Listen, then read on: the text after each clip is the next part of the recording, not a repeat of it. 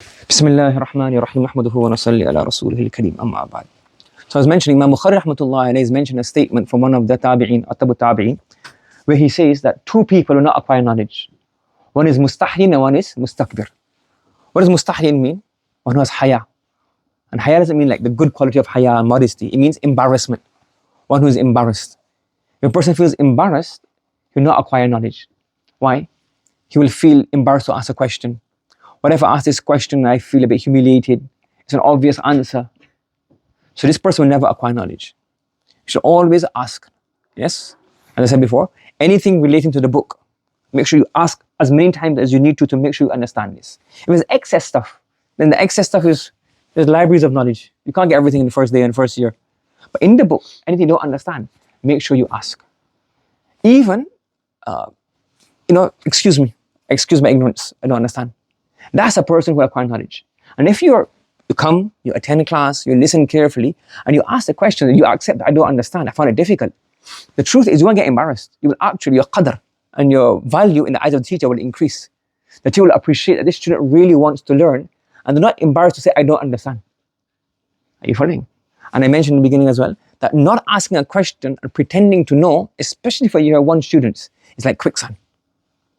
It starts going deeper and deeper and deeper and deeper until you get till here, you'll be gone. You'll have to repeat the first year, or people will leave. This is too hard. It's not too hard. You have to make sure that you stay on top of everything. What is in the book? Make sure you understand that. And those in the higher years is even whatever kind of question it is. There's one statement. I think Abu Musa al-Ashari radiyallahu ta'ala anhu. He mentions. He said to Aisha radiyallahu ta'ala, I also asked a question. And the question was relating to something sensitive issue.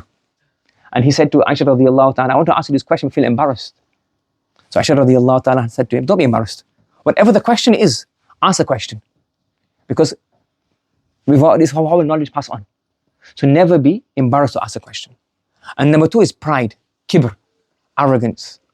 Why should I go to him? Somebody's younger than me. Somebody, he doesn't seem a senior. Or I don't want to ask. Same thing, I'll get humiliated. So if you have this inside of you, you will never be able to acquire knowledge. And here he mentions a story in Hilyatul Awliya that A'mash, Sulaiman al-Mahran al-A'mash, a great muhaddith, and many narrations are narrated from him in Bukhari, many of his narrations.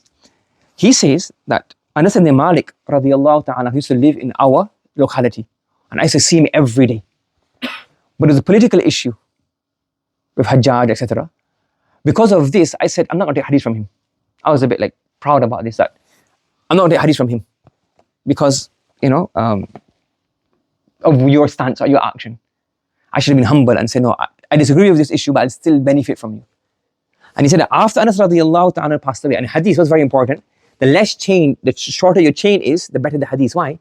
Is less possibility of a mistake. So my other Chinese whisper in games. If I say one whisper here and I go around everybody, by the time it gets to here, I don't know what will happen. The last person will probably say, no more the rest of the year. Yes, holiday every day. Yes, of pizza every day on me. The words get changed up by the time it comes to another person. But if there's one person, 1, 2, there's a short chain, so they're not gonna, 1, 2, 3 people, so it's better. So he said that I missed out on a chance to narrate hadith from Anas radiyallahu ta'ala anhu directly. And later on, when Anas passed away, radiyallahu ta'ala anhu, then the same hadith that Anas narrated, radiyallahu ta'ala anhu, I would go to other people and say, what did Anas radiyallahu ta'ala anhu say? I regretted this. So two things. One is, don't be proud regarding anything and say that, why should I? I'm too good for this. Ana khayrun min. That's shaitan's way of behavior. And number two is, just as in hadith, in our life, we always have opportunities. We always have opportunities. And don't let any opportunity go by that later you will regret. Think about this, what I'm doing right now, in 20 years' time, will I regret this or not? So think about this. Whether to do with your parents, your teachers, the ulama, the chance to study, how you treat your children, how you treat your wife, how you treat your in-laws, whatever it may be. Think in 20 years' time, when I look back, will I regret what I'm doing right now? Because what happened?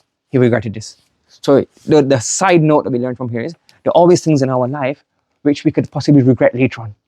So always think, do muhasabah of everything. What I'm doing right now, will I regret this? Any action that you have, any action, anything that you do, make sure you think that, is this wrong? Even if it's wrong, sometimes you do a bit of wrong, and you have natural feelings. The Sharia understands that we have emotions.